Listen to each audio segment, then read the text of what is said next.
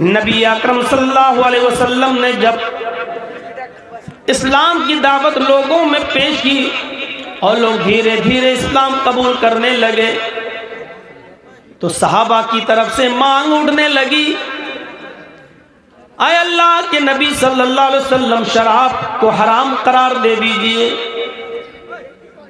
ये शराब बहुत गंदी चीज है, शराब बहुत बुरी चीज है, इसकी हुर्मत का आप ऐलान करिए। लेकिन अल्लाह के नबी सल्लल्लाहु अलैहि वसल्लम को मालूम था जिन अरबों के यहाँ बच्चा पैदा होने के बाद पानी, शहद या माँ का दूध पिलाने के बजाय जिसके हलक में सबसे पहले शराब का कतरा डाला जाता हो, जिसकी घुट्टी में शराब रची और बसी हुई हो, वो इतनी आसानी से शराब नहीं छोड़ सकती है। इसलिए नबी अकरम सल्लल्लाहु अलैहि वसल्लम ने कुछ दिनों तक के लिए मोहलत दी है और शराब को डायरेक्ट हराम करार नहीं दिया। अल्लाह के रसूल के अंदर भी शराब की हुर्मत का ऐलान करने की जल्दी नहीं हुई। क्यों? जानते थे ऐसा ना हो कि अभी हराम कर दें और ये लोग नए नए मुसलमान हुए, शराब छोड़ ना पाए, फिर भागकर ईसाई हो जाए, यहूदी हो जाए, कहीं ऐसा ना हो कि फिर इस्लाम को छोड़ बैठे। इसलिए बेहतर है कि अभी जो कर रहे हैं कर लें। हजरत उमर फारूक रजी अल्लाह ताला अन्हु जैसी हस्ती बार बार मशवरा दे रही है, आए अल्लाह के नबी ये शराब बहुत खराब चीज है, आप शराब की हुर्मत का ऐलान कर दीजिए। और आप फरमाते थे, आए उमर नहीं नहीं, अभी शराब को हराम अगर करार दे दूंगा, हराम कर दूंगा, तो ये लोग कहीं इस्लाम से ना फिर जाएं। यानी शराब इतनी आसानी से नहीं छूटती, ये भी देख लीजिए। जो लोग शराब के आदी है ना, वो गौर से सुने। ऐसा थोड़ी है कि यहाँ जितने बैठे हैं कोई शराबी है ही नहीं, सब दूध पीते हैं।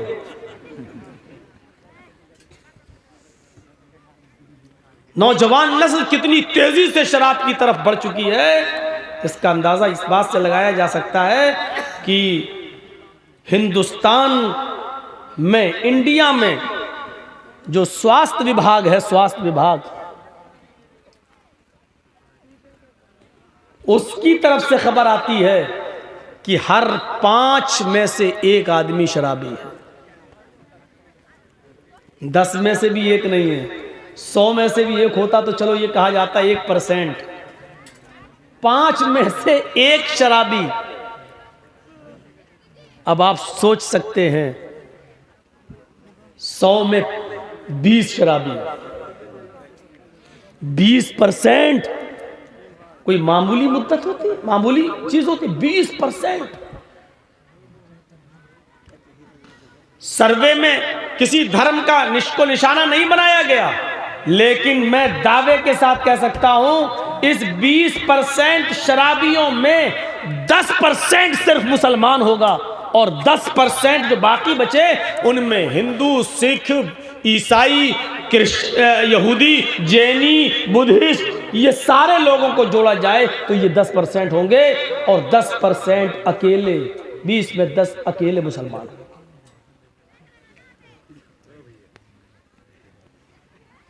मैं इसको यकीन के साथ नहीं कह सकता हूं, लेकिन मुसलमानों में जो शराब पीने की तादाद बढ़ती जा रही है उससे अंदाजा लगाकर मैं ये बात कह रहा हूं। मेरा आइडिया गलत भी हो सकता है, लेकिन इनफरादी तौर पर अगर देखा जाए, यहूदियों में, हिंदू भाइयों में, सिखों में इनफरादी तौर पर देखा जाए तो इसको मैं डंके की चोट पे कह सकता हूं कि सबसे ज्यादा इनफरादी तौर पर अलग अलग करके देखा जाए तो सबसे ज्यादा शराब पीने वाले मुसलमान।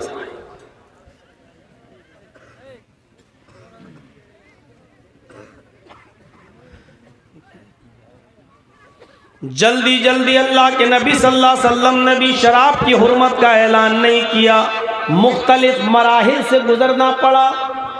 जब आप मक्के में थे तो सबसे पहले ये आयत नाजिल होती है। नौजवानों थोड़ा सा इस आयत पर गौर कीजिएगा। इस आयत के अंदर शराब को रिज्क कहा गया है, लेकिन रिज्क हसन नहीं। ये मक्की आयत है। वमिन समरातिन नखीली वल अनाबी तत्तखिज़ून मिन्हु सकरन व रिज़्क़न हसना। ये कुरान में अल्लाह फरमा रहा है, लोगों, फलों में से एक फल खजूर होता है और एक फल का नाम अंगूर है। फलों में से खजूर और अंगूर दो ऐसे फल हैं, तत्तखिज़ून मिन्हु सकरन, इनके रस को निचोड़कर, इनको सड़ाकर तुम इनसे नशा बनाते हो। देखिए, अभी सिर्फ नशा कहा है, ये नहीं कहा कि हराम है। इससे तुम नशा बनाते हो, तत्तखिज़ून मिन्हु सकरन, इससे तुम नशा बनाते हो, व रिज़्क़न हसना, और रिज़्क़ हसन, पाकीज़ा रिज़्क़ भी हासिल करते हो।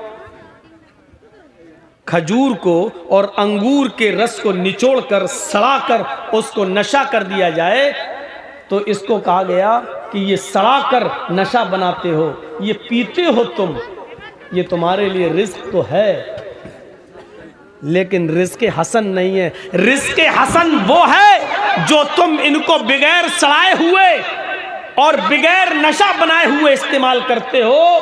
अंगूर और खजूर ऐसे ही खाते हो, ये रिज़्क़ हसन है। लेकिन जब इसको सड़ाकर और इसको बदबूदार बनाकर, इसके रस को निचोड़कर जब तुम इससे नशा बनाते हो तो ये रिज़्क़ तो है, लेकिन रिज़्क़ हसन नहीं है। दिलों के अंदर शराब की नफरत डालने के लिए सबसे पहले अल्लाह ताला ने ये आयत नाजिल की, ताकि लोगों को ये पता चल जाए कि हम जिसको निचोड़कर, सड़ाकर नशा बनाते हैं, ये कोई अच्छी चीज़ नहीं है। अच्छी चीज़ वही है जिसको हम, अंगूर ताज़ा है खा लिए, खजूर ताज़ा है खा लिया, ये अच्छी चीज़ है। सड़ाकर रस निचोड़कर जो बनाते हैं वो अच्छी चीज़ नहीं है। लेकिन हराम अभी नहीं हुई। कुछ लोगों ने छोड़ा, कुछ ने नहीं छोड़ा, कुछ ने कहा ये जब अच्छी चीज़ नहीं है तो हम क्यों पिएं। अल्लाह ताला कह रहा है कि ये अच्छी चीज़ नहीं है। अल्लाह ताला कह रहा है ये रिज़्क़ है, लेकिन रिज़्क़ हसन नहीं है। इसलिए कुछ लोगों के दिलों में नफरत हुई, लेकिन पूरी तरह नहीं। या धीरे धीरे छोड़ने की आदत डाल लें, कभी पी लिया, कभी छोड़ दिया, कभी दिल एक आध हफ्ते के बाद हुआ, पी लिया, छोड़ दिया, लेकिन अभी हराम नहीं हुई। अल्लाह के नबी सल्लल्लाहु अलैहि वसल्लम को काफिरों ने इतना सताया, इतना सताया, इतना सताया मक्के के अंदर कि अल्लाह के नबी मक्का छोड़कर मदीना जाने पर, हिजरत करने पर मजबूर हुए। खाने काबा का गिलाफ पकड़कर आपने फरमाया, ऐ काबा, तेरे बाशिंदों ने मुझे रहने नहीं दिया, सता सता कर मेरा हाल बुरा कर दिया। ऐ काबा, अगर तेरे बाशिंदों ने मुझे मारा ना होता, सताया ना होता, तो मैं तुझे छोड़कर कभी न जाता। हिजरत करने पर अल्लाह के नबी मजबूर हो जाते हैं। हिजरत करके जब मदीना जाते हैं और आपके साथ आपके सहाबा भी, पीछे पीछे बहुत से लोग मदीने आ जाते हैं। बहुत से सहाबा मक्के से हिजरत करके मदीना जाते हैं। ये मदीने के अंदर भी बहुत सी अच्छाइयाँ थी, बहुत सी खूबियाँ थी मदीने वालों में, लेकिन शराब जैसी बुरी आदत, शराब नोशी जैसी बुरी आदत मदीने के लोगों के अंदर भी मौजूद थी। अब ये दोनों लोग, मक्के वाले मिलकर और मदीने वाले मिलकर भी शराब पिया करते थे। शराब मदीने वाले भी आसानी के साथ नहीं छोड़ पाते थे। मक्के वालों ने भी शराब पी, मदीने वालों ने भी शराब पी, लेकिन अब दोनों लोगों ने मिलकर तय किया, अल्लाह के नबी सल्लल्लाहु अलैहि वसल्लम को बताया जाए कि शराब पीने के बाद हमें होश नहीं रहता है, हमारे मुंह से उल्टी सीधी बातें निकलती हैं, क्या किया जाए। फिर भी मशवरा दे रहे हैं अल्लाह के नबी, ये शराब हराम करार क्यों नहीं दे देते हैं। लेकिन अल्लाह के नबी ने यहाँ पर भी किसी की नहीं सुनी, इधर भी आपने किसी की नहीं सुनी। आपने कहा नहीं, अभी शराब की हुर्मत का ऐलान करने का वक्त नहीं आया। अगर अभी ऐलान करते हैं तो ये मदीने वाले जो नए नए इस्लाम लाए हैं, ये भी कहीं ऐसा ना हो कि इस्लाम छोड़कर फिर अपने पुराने बाप दादा के धर्म पर, बाप दादा के मजहब पर लौट जाएं। अब एक आयत मदीने में नाजिल होती है शराब के सिलसिले में। देखिए मक्के में तो नाजिल हो चुकी है, वहां शराब को ये कहा गया ये बुरी चीज है, नशा है, लेकिन ये नहीं कहा गया हराम है। अब एक आयत मदीने में नाजिल होती है शराब के सिलसिले में, सुनिए वो आयत क्या नाजिल होती है। अल्लाह ताला जनाब मोहम्मद रसूलुल्लाह सल्लल्लाहु अलैहि वसल्लम पर यह आयत नाजिल करता है, लेकिन इस आयत के अंदर भी शराब की हुर्मत का ऐलान नहीं किया जा रहा है, सिर्फ उसके नुकसान की तरफ इशारा किया गया। यसअलूनका अनिल खमरी वल मैसिर, यसअलूनका अनिल खमरी वल मैसिर कुल फीहिमा इस्मुन कबीर व मनाफिउ लिन्नास व इस्मुहुमा व इस्मुहा अकबरु मिन नफ़इहिमा व इस्मुहा अकबरु मिन नफ़इहिमा।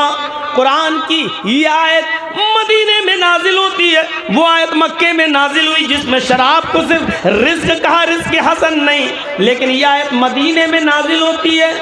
आए मोहम्मद सल्लल्लाहु अलैहि वसल्लम, आए मेरे प्यारे नबी, ये मक्के मदीने वाले, ये मक्के और मदीने के लोग मदीने में आपसे सवाल करते हैं शराब के बारे में और जुए के बारे में, आपसे सवाल करते हैं कि ये कैसी चीज़ है, ये क्या है, ये हराम है, ये हलाल है, इसके साथ क्या किया जाए। इसको पीने के बाद हम नशे में आ जाते हैं, हम माँ को माँ, बहन को बहन, बेटी को बेटी नहीं समझते हैं। आए अल्लाह के नबी, शराब के सिलसिले में आप कोई वाज़े हुक्म नाजिल, वाज़े हुक्म दें, क्या है शराब के बारे में। यसअलूनका अनिल खमरी वल मैसिर, ये महले मदीना आपसे शराब और जुए के बारे में सवाल करते हैं। कुल, तो आप फरमा दो, आप इन लोगों से कह दो। यार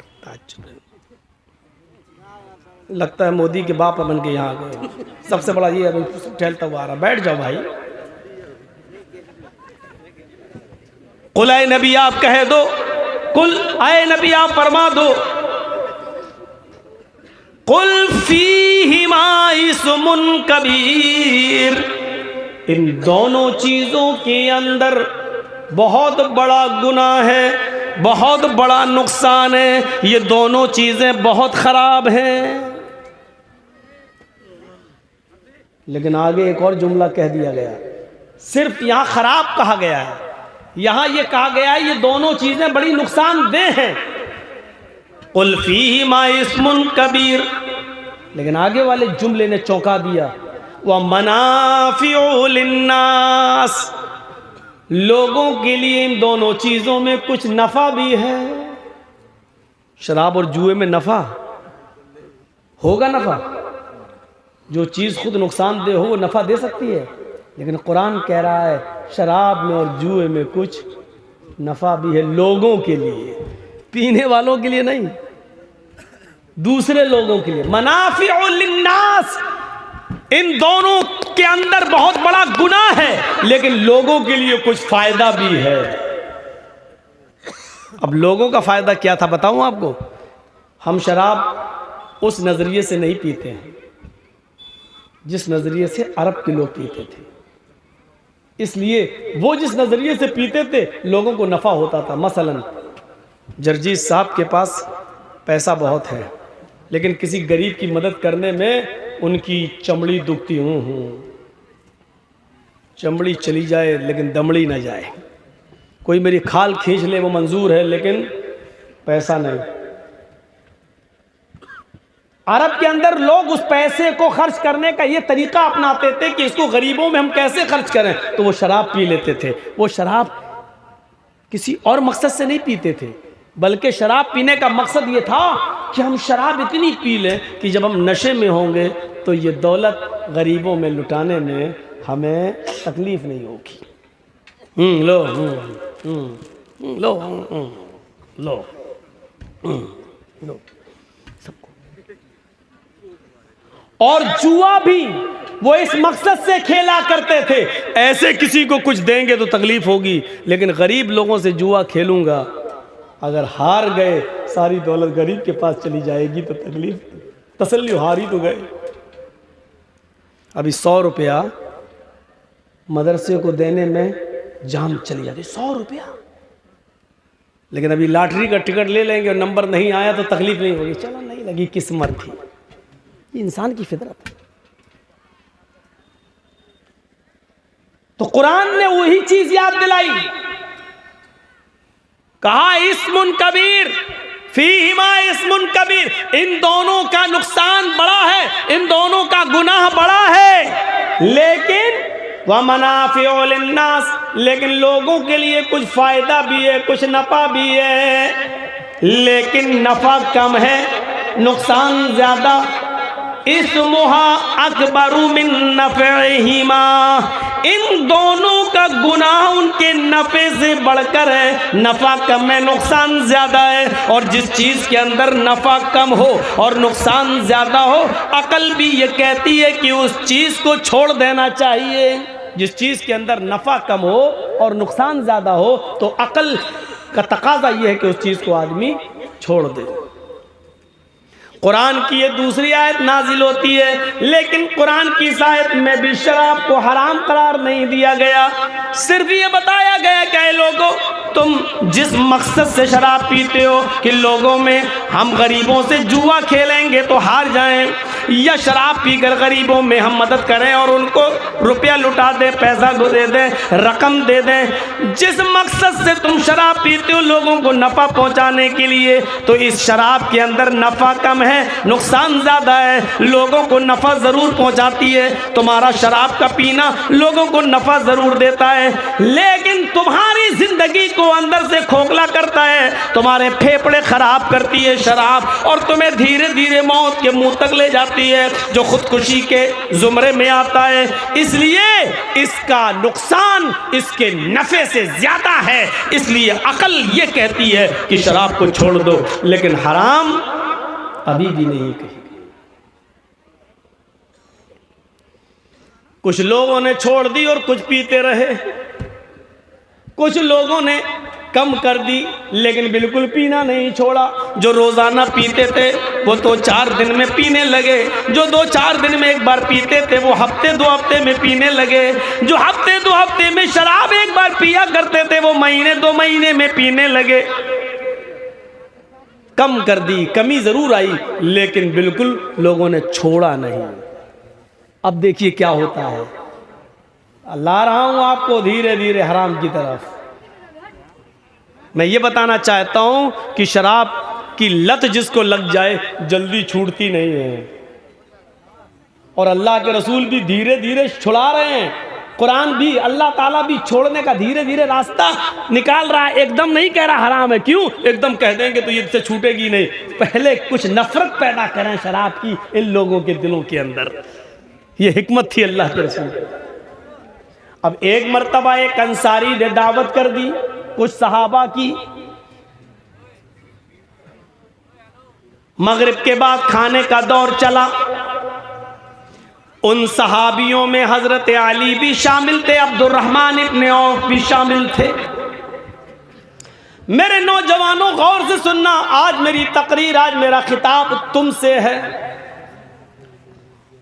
समाज की सबसे बड़ी जो बुराई शराब नोशी, जो आज हमारे मुआशरे को खोखला कर रही है, हमारे समाज को खोखला कर रही है, आज मैं उसकी तरफ तुमको लेकर आ रहा हूं कि वो कितनी खतरनाक चीज है।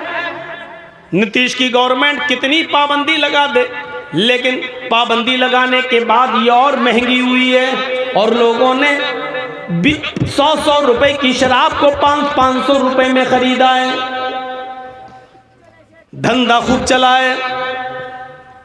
और जब कोई चीज महंगी हो जाती है तो उसकी अहमियत और ज्यादा बढ़ जाती है। मेरे प्यारे साथियों, यही सूरत हाल बिहार के अंदर भी हुई। शराब पर पाबंदी हकीकत में गवर्नमेंट ने लगाई जरूर है, लेकिन पाबंदी की आड़ में जो शराब का बिजनेस चला, जो शराब का कारोबार चला, उसने नौजवानों की नजरों में शराब की अहमियत को और बढ़ा दिया। ये कोई वो हुक्म तो था नहीं जो 1400 साल पहले जनाब मोहम्मद रसूलुल्लाह की जबान से निकला था, और सहाबा ने अपने घड़े फोड़ दिए, मटके फोड़ दिए, ड्रम उलट दिए, बोतलें तोड़ दी थी। ये वो तो था नहीं।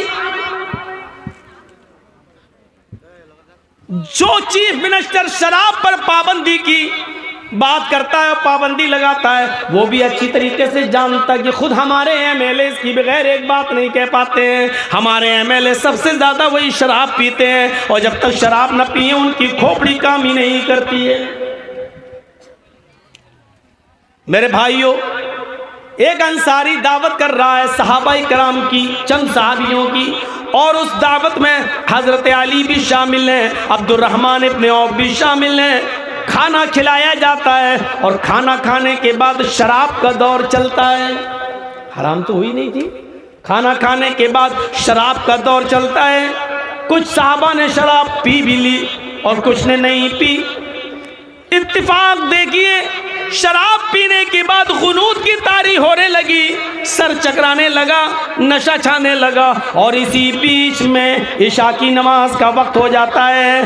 अल्लाहु अकबर, अल्लाहु अकबर, हय्या अलस सलाह, हय्या अलल फलाह की आवाज़ें मस्जिदों की मीनारों से आने लगती हैं। उस अंसारी ने कहा, हम लोगों ने शराब पी रखी है, इस हाल में हम लोग मस्जिद क्यों जाएं? ऐसा करो, चंद लोग यहीं मौजूद हैं, इसी घर में हम कपड़ा बिछा लेते हैं और नमाज पढ़ लेते हैं। वही कपड़ा बिछाया गया, एक सहाबी को नमाज पढ़ाने के लिए आगे खड़ा कर दिया गया, बकिया सब पीछे लग गए। पीछे जो लगे थे उन्होंने भी शराब पी रखी थी, और जो नमाज पढ़ाने के लिए खड़े हुए उन्होंने भी शराब पी रखी थी, और शराब का नशा उनकी खोपड़ी में अकल पे आने लगा। अल्लाहु अकबर कहकर नमाज शुरू कर दी, और सूरह फातिहा तक गाड़ी बहुत अच्छी चली। अल्हम्दुलिल्लाहि रब्बिल आलमीन अर्रहमानिर रहीम मालिकी यौमिद्दीन इय्याका नअबुदु व इय्याका नस्तईन इहदिनस सिरातल मुस्तकीम सिरातल लज़ीना अनअमता अलैहिम गैरिल मग़ज़ूबि अलैहिम वलद्दाल्लीन। यहाँ तक गाड़ी बिल्कुल सही चली। अब जो सहाबी नमाज पढ़ा रहे हैं, सुनिए, यहाँ साहबा पीछे आमीन कह रहे हैं। अब उस सहाबी ने कुरान की जो सूरत शुरू की, बस सूरह फातिहा के बाद एक और सूरत पढ़ी जाती है ना, अब वो सूरत शुरू की। पता नहीं किसने कहा था कि बीच में बैठो, परेशान हो जाता हूँ यार। अब बम्बई, दिल्ली, कितना महज़्ज़ब तरीके से लोग सुनते हैं प्रोग्राम, हैदराबाद, बेंगलोर, हर जगह चले जाइए, एक डिसिप्लिन इतना होता है, एक आदमी नहीं उड़ सकता है। उड़ता है तो जाने का रास्ता अलग, आने कोई डिस्टर्ब नहीं, समझ में नहीं आता। मोबाइल तो ऐसे लगता है कि आपसे ज़्यादा सुनने का शौकीन कोई है ही नहीं, लेकिन तकरीरों में शोर और हंगामा। जब देखो कौन सा स्प्रिंग लगा है नीचे, पता नहीं, सही से बैठ ही नहीं पाता है। तो वो सहाबी ने दूसरी सूरत जब पढ़ना शुरू की तो उन्होंने सूरह काफिरून जो कुरान में है उसको पढ़ा। अब सूरह काफिरून क्या है? क़ुल या अय्युहल काफिरून ला अअबुदु मा तअबुदून। मोहम्मद सल्लल्लाहु अलैहि वसल्लम कह दो, ऐ काफिरो, ला आबुदु मा ताबुदून, मैं उन माबूदों की इबादत नहीं करता, मैं उन झूठे खुदाओं को नहीं पूजता जिनको तुम पूजते हो। लेकिन ये सहाबी क्या पढ़ रहे हैं? शराब के नशे में क्या पढ़ रहे हैं? या कुल या अय्युहल काफिरून नहनु नअबुदु मा ताबुदून। नशा है, पता नहीं चल रहा है मुंह से क्या निकल रहा है। आयत क्या है? ला आबुदु मा ताबुदून, मैं उनकी इबादत नहीं करता जिनकी तुम करते हो, मैं सिर्फ एक रब की इबादत करता हूं। और ये क्या पढ़ रहे हैं? नहनु नअबुदु मा ताबुदून। आए काफिरो, हम भी उन खुदाओं की पूजा करते हैं जिनकी तुम करते हो, हम भी उन खुदाओं की इबादत करते हैं झूठे जिनकी तुम करते हो। माना ही बदल गया। इधर नमाज जैसे तैसे ख़त्म होती है, अल्लाह अल्लाह करके जैसे ही नमाज ख़त्म होती है और जैसे ही सलाम फेरते हैं, अस्सलामु अलैकुम वरहमतुल्लाह, अस्सलामु अलैकुम, धीरे धीरे किसी तरीके से बेड़ा पार हो गया। यहाँ नमाज ख़त्म होती है, वहाँ वक्ती तौर पर फाउंडेशन लगा दी जाती है। एक मुतय्यना मुद्दत के लिए शराब से रोक दिया जाता है और वहाँ जिब्राइल अमीन मुहम्मदुर रसूलुल्लाह पर कुरान की आयत लेकर नाजिल होते हैं, या अय्युहल्लज़ीना आमनू ला तक़रबुस्सला व अंतुम सुकारा हत्ता तअलमू मा तक़ूलून। ऐ ईमानो वालो, ऐ मुसलमानों, तुम उस वक्त तक नमाज के करीब मत जाओ, जब तुम नशे में हो तो नमाज के करीब मत जाओ, और उस वक्त तक तुम नमाज ना पढ़ो जब तक कि तुम्हारे मुंह से जो निकल रहा है उसको तुम समझने न लगो, उसको तुम जानने न लगो कि हम क्या बोल रहे हैं, हमारे मुंह से क्या निकल रहा है। जब तुम उसको समझने और जानने लगो तब पढ़ो नमाज। जब तुम नशे में हो तो नमाज के करीब मत जाओ। किस तरीके से दिमाग का इस्तेमाल किया। अल्लाह ताला ने मुहम्मदुर रसूलुल्लाह पर यह आयत नाजिल की तो अल्लाह के रसूल ने जब ऐलान किया, दिमाग देखिए कैसा। सहाबा की नज़र में नमाज की जो अहमियत थी वो जानते थे कि नमाज की अहमियत क्या है। जब अल्लाह ने ये कह दिया और अल्लाह के रसूल से ये कहलवा दिया कि तुम नमाज के करीब मत जाओ जब तुम नशे में हो, तो वो नमाज के वक्त शराब अभी नहीं पिएंगे। क्यों? अरे यार अभी थोड़ी देर के बाद तो नमाज का टाइम हो जाएगा, अभी नहीं पिएंगे। अगर पी लेंगे तो नशा होगा और नशा होगा तो नमाज नहीं। हम शराब के लिए नमाज छोड़ दें? नहीं। देखिए ये है दिमाग पर अटैक, इसको कहते हैं दिमाग का इस्तेमाल। अल्लाह के रसूल ने जब ये कहा तो अब लोगों ने छोड़ना शुरू किया, नहीं। और जब नमाज पढ़ के जाते थे, नहीं अब तो खाने का टाइम हो गया, घर पे पहले अरे शराब पिएंगे पहले खाना खाएंगे। अब जब घर पे जा रहे हैं, खाना खा रहे हैं तो दोपहर में कैलूला, यानी उनकी बहुत हद तक शराब छूट गई। यहाँ भी अल्लाह ताला ने शराब की हुर्मत का ऐलान नहीं किया, लेकिन कुछ देर के लिए रोक दिया। क्या कहा? तुम जब नशे में हो तो शराब मत पियो और उस वक्त तक नमाज मत पढ़ो जब तक कि तुम्हारे मुंह से जो जुमले निकल रहे हैं उसको तुम समझने न लगो। अब तुम पढ़ लो नहानु नाबुदु मत, तुम्हें पता ही नहीं चल रहा कि हम पढ़ क्या रहे हैं, पता ही नहीं चल रहा है। एक रुकू के बजाय दो रुकू हो रहे हैं, दो रुकू के बजाय दो सजदों के बजाय कोई 4 कर रहे हैं, कोई एक ही कर लो, उठ जाओ। 4 रकात वाली नमाज 6 भी पढ़ सकते हो। दिमाग जब नशा चढ़ गया तो कुछ भी कर सकते हो।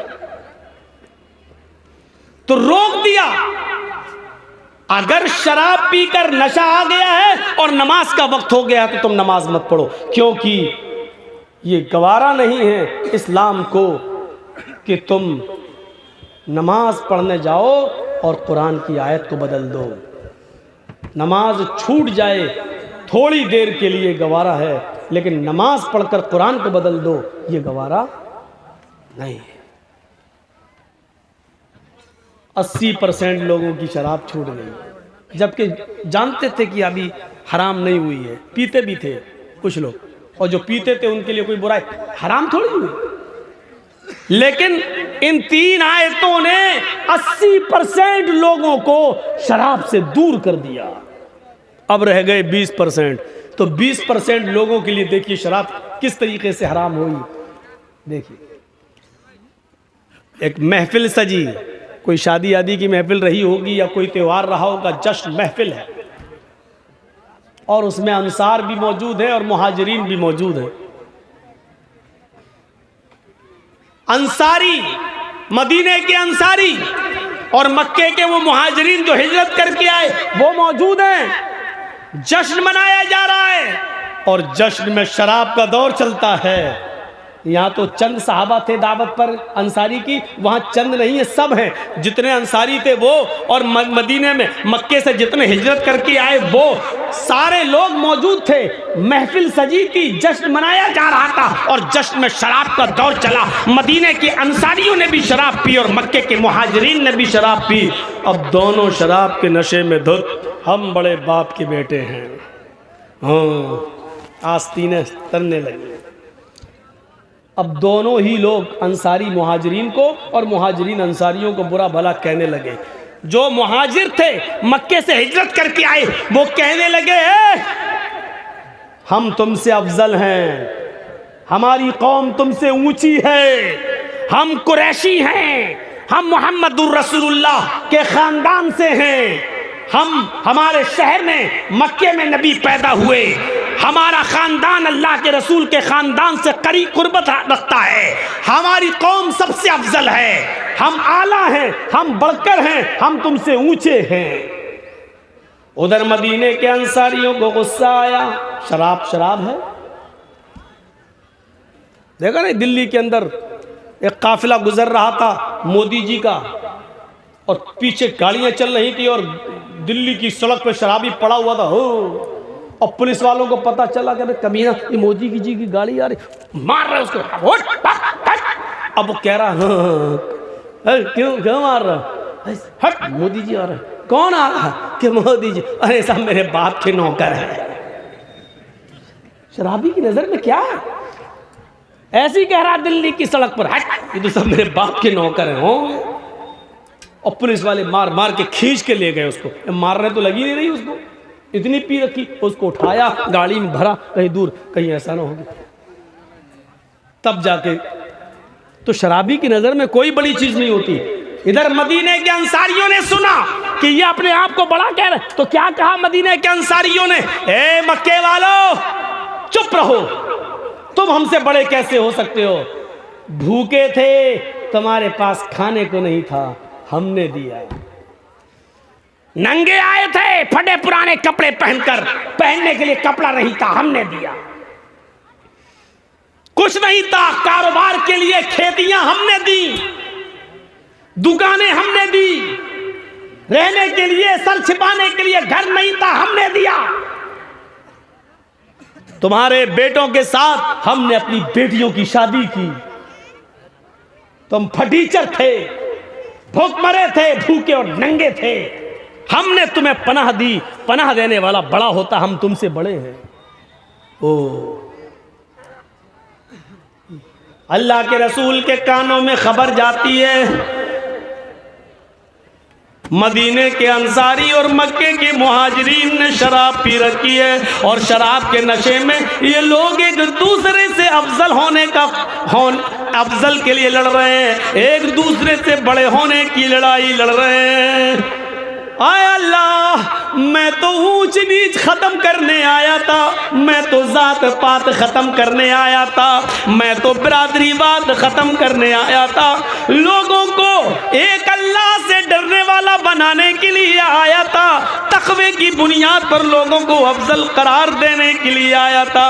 आय अल्लाह, इस शराब ने लोगों को, मक्के और मदीने के लोगों को एक दूसरे से दूर कर दिया है, एक दूसरे को मारने के लिए तैयार है। नबी अकरम की सवालिया नजरें आसमान पर उड़ती हैं। आय अल्लाह, अब वक्त आ गया है, इस शराब के बारे में तू कोई हुक्म नाजिल फरमा दे, कोई हुक्म नाफिज फरमा। नबी अकरम की सवालिया नजरें अभी आसमान से नीचे नहीं आने पाई थी, उधर जिब्राइल अमीन कुरान की हुर्मत का यह ऐलान लेके आ गए और कयामत की सुबह तक शराब को हमेशा हमेश के लिए हराम करने का नोटिस जारी कर दिया।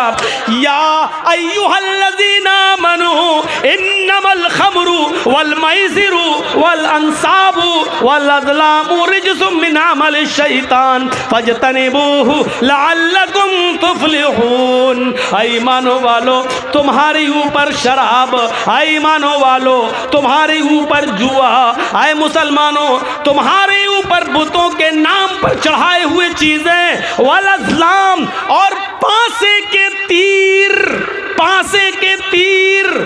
वल अज़लामु रिज्सुम मिन अमल शैतान, ये सारी चीजें शैतान की गंदगी है।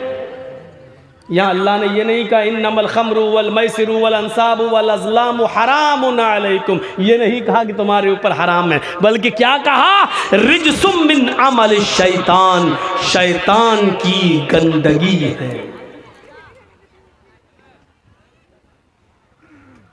हराम चीज़ मुसलमान खा लेता है, जानता है कि हराम है लेकिन फिर भी खा लेता है। लेकिन चाहे कितनी हराम चीज़ें कोई आदमी खा लेता हो, लेकिन कितना भी बड़ा हराम खोर हो, हराम चीज़ें खा लेने वाला हो, लेकिन उससे कहो कि अपनी गंदगी खाओ तो वो अपनी गंदगी नहीं खा सकता। खा लेगा? कोई है ऐसा जो अपनी गंदगी खाए? हराम चीज़ें खा लेगा, यतीम का माल मार के खा लेगा, बेवा का हक मार के खा लेगा, अपने भाई की जमीन और जायदाद पर कब्जा करके उसको बेच के खा लेगा।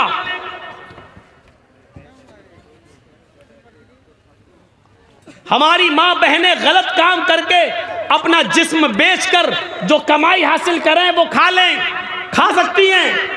या हमारे नौजवान या हमारे माँ बाप अपनी बहन बेटियों को चकले खानों पर बिठाकर उनसे गलत काम कराएं और फिर उनकी कमाई वो खा लें, ये खा सकते हैं। लेकिन इतना गंदी कमाई खा जाने वाले भी वो अपनी गंदगी खाने के लिए कहो तो वो अपनी गंदगी कभी नहीं खा सकते।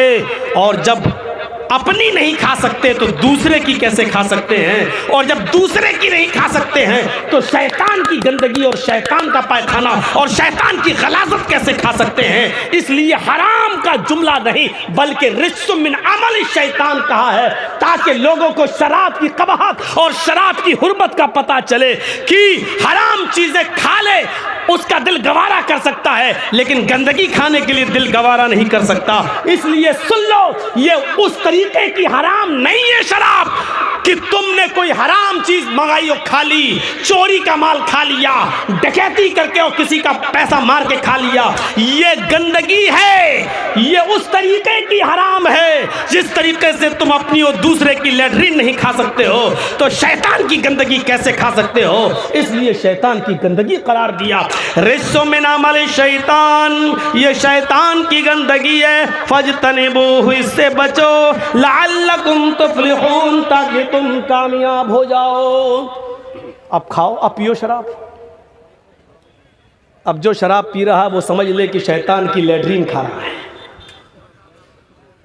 ये मौलवी तो बड़ा चालू निकला, शुरू में बोल रहा था कुछ नफा भी है, तो लग रहा था कि हाँ कुछ रास्ता निकल रहा है, और लास्ट में लाके धमक दिया कि शैतान की गंदगी। अपनी गंदगी से बुरी होती है शैतान की गंदगी, इतना याद रखना। हमारी माँ हमारी गंदगी साफ कर चुकी है, आपकी माँ आपकी गंदगी साफ कर चुकी है।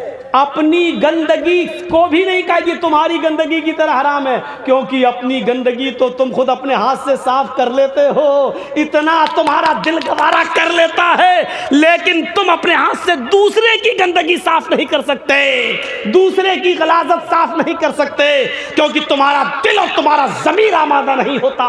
तो मेरे भाइयों, इसलिए अल्लाह ताला ने शराब को अपनी गंदगी की तरह भी नहीं कहा, क्योंकि अपनी गंदगी को हाथ फिर भी लगा लिया जाता है, बाद में चाहे साबुन से धो लिया जाए, लेकिन दूसरे की गंदगी को हाथ लगाने के लिए दिल गवारा नहीं होता। इसलिए अल्लाह ताला ने दूसरे की गंदगी भी नहीं कहा, बल्कि तुम्हारे सबसे बड़े दुश्मन और जिसको अपने दरबार से खारिज करके निकाल दिया हो, रामदेह दरगाह कर दिया हो शैतान को, उसकी गंदगी करार दे दिया, ताकि तुम्हें इस शराब के गलाजत और इसके बदबू के बारे में पता चल सके कि ये कितनी नापाक चीज़ है। इन्नमल खम्रु वल मैसिरु वल अंसाबु वल अज़लामु रिज्सुम मिन अमल शैतान फज्तनिबूहु लअल्लकुम तुफ्लिहून, बचो ताकि तुम कामयाब हो जाओ। ये है शराब की हुर्मत। अभी तक तो हमने आपको सुनाया है कुरान की आयतें, 4 आयतों पे मैं आपको यहां तक ले आया। अब आइए हम आपको लाते हैं जरा हदीस की तरफ। और देखिए अल्लाह के रसूल ने क्या कहा, कलेजा थाम के बैठो, अब वाक़यात भी आपके सामने आएंगे और आपको पता चलेगा कि शराब कितनी बुरी चीज़ है। शायद जो लोग उठ के भाग रहे हैं, मैं समझूंगा कि ये बर्दाश्त नहीं कर पा रहे हैं, यही लोग शराब पीते होंगे शायद। अब संभाल के बैठना, जो उठ के भागेगा मुझे शक होगा, यकीन तो नहीं लेकिन डाउट होगा कि वो शायद सुन नहीं पा रहा इतनी ख़तरनाक बात, इसलिए वो भाग रहा है यहाँ से।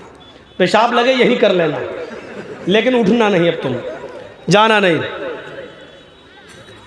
और सुनो मेरे भाइयों,